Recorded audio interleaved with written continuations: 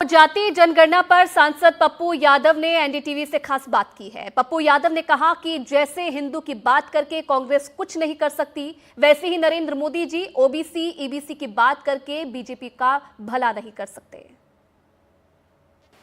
सरकार ने कहा है कि जाति जनगणना की जाएगी इस बार और इसके क्या इम्प्लीकेशन होने वाले हैं, खासकर बिहार में और बाकी देश की राजनीति में। बातचीत करने के लिए हमारे साथ सांसद पप्पू यादव जी हैं। पप्पू जी, पूरा देश इंतजार कर रहा था पहलगाम पे कुछ होगा, कुछ सरकार की तरफ एकाएक ये जाति जनगणना वाली बात। यहाँ सर्जिकल स्ट्राइक तो हुआ। अच्छा।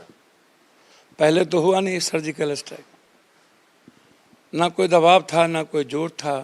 राहुल गांधी जी किस जात के लोग हैं पूछ रहे थे।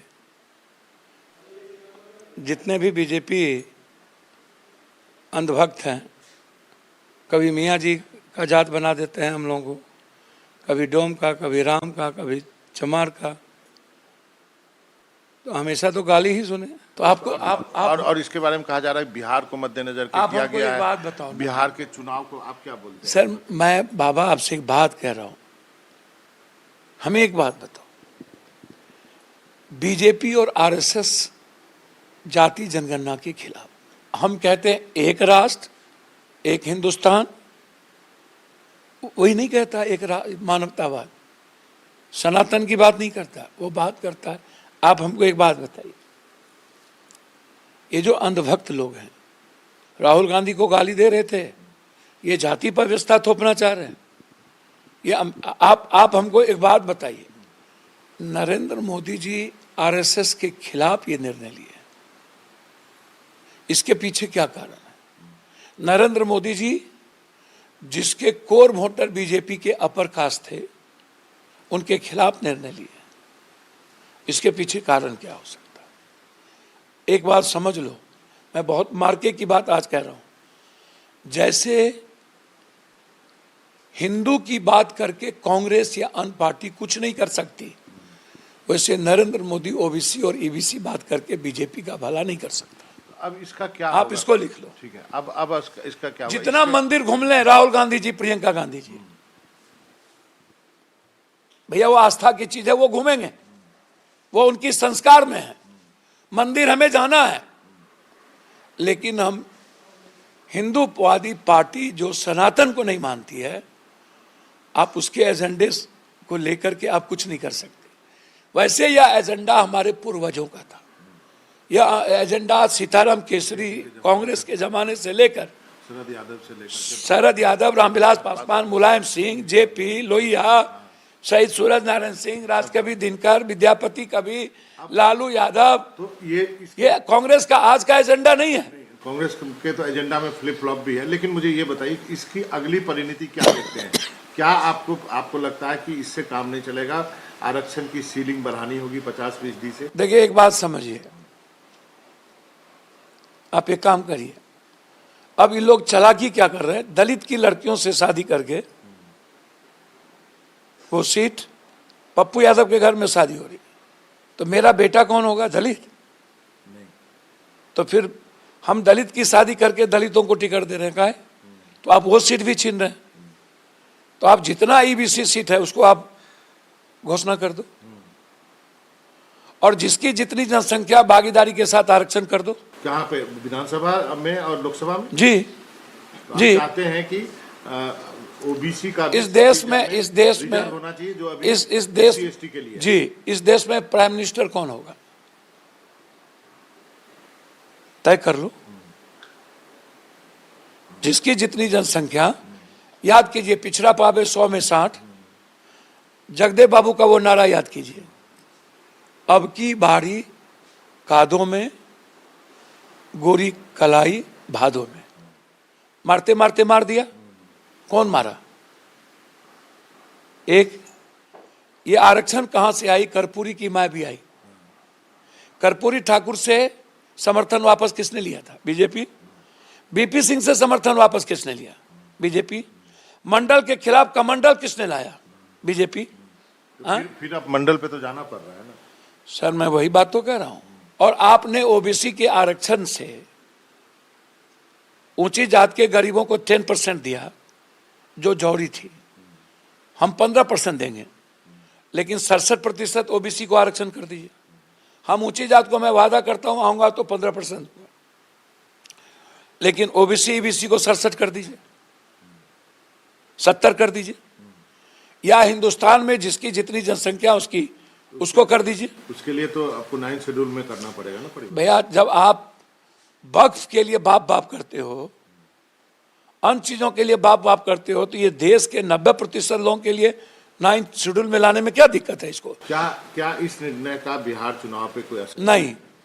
इसका पूरा असर राहुल गांधी जी, जिसको लगातार गाली दिया गया, जिसको ट्रोल किया गया, और आज जाति जनगणना का निर्णय सभी चैनल से आउट है, चर्चा का विषय नहीं है, ये सोशल मीडिया पर है। नहीं, कहा तो ये भी जा रहा है कि मुद्दा खत्म हो गया, जो मुद्दा उठा रहे थे राहुल गांधी वो मुद्दा अच्छा, हमको तो एक बात समझ में नहीं आया, राहुल गांधी जी ने तो 43% आरक्षण की बात की है, दे दिया तेलंगाना में, और राहुल गांधी जी ने बिहार के जाति जनगणना के तरीके को खारिज किया है।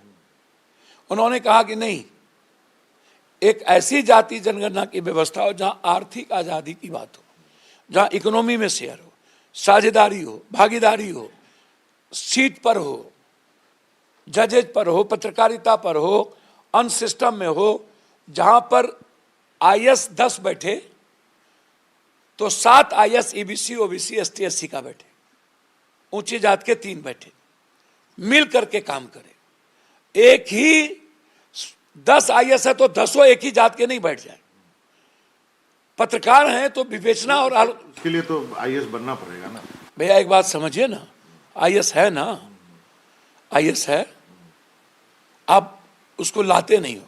मीना नहीं है क्या? जाट नहीं है क्या? गुज्जर नहीं है क्या? एसटी एससी में नहीं है क्या? अभी सबसे ज्यादा उत्तर प्रदेश में यादव सिपाही नहीं बने क्या? सबसे ज्यादा बहाली में नहीं आए क्या? क्या यादव यूपीएससी में नहीं है क्या? आप ला नहीं रहे हो। ठीक है, क्या आप चाहेंगे कि जो आरक्षण की बात हो रही है वो अब प्राइवेट सेक्टर में भी देने की? सर, मैं तो प्राइवेट सेक्टर की बात शुरू से कर रहा हूं कि हर कीमत पर प्राइवेट सेक्टर में 70 और 80% आरक्षण दीजिए।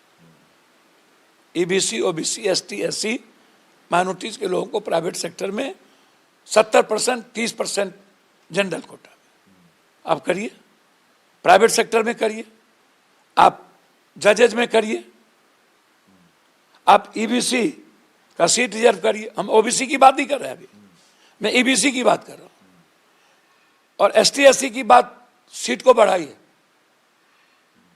जनसंख्या के आधार पर बढ़ाइए। तो इसका मतलब इसमें और भी आपको लगता है काम करना बहुत बाकी है? सर, कुछ भी काम नहीं हुआ, ये जुमलेबाजी है। मैं धन्यवाद दूंगा नरेंद्र मोदी जी को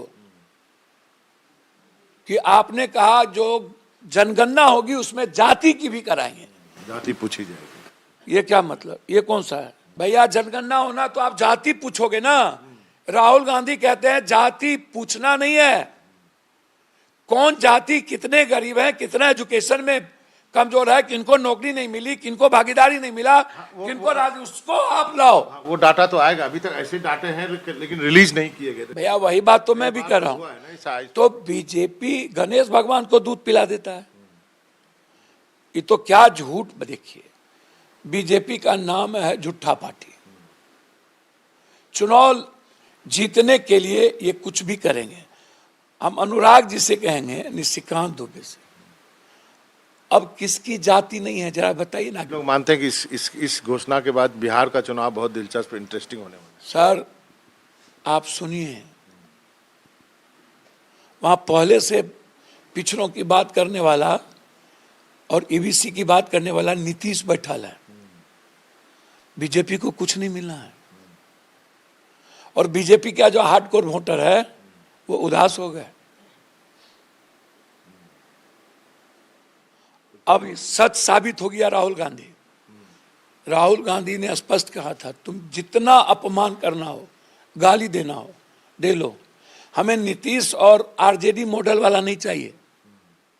पटाखा फोड़ रहे, अरे दादा कौन सी का पटाखा फोड़ रहे हो? आपका बाबूजी तो बिहार में तो पूरी जगह पोस्टर लगे। सुनिए ना भैया, पूरे बाबूजी उनके 2 प्राइम मिनिस्टर बनाए थे ना, तो तब जाति जनगणना काहे नहीं करा लिए, और तब निजी क्षेत्र में आरक्षण काहे नहीं ले लिए, और तब 67% आरक्षण काहे ले लिए।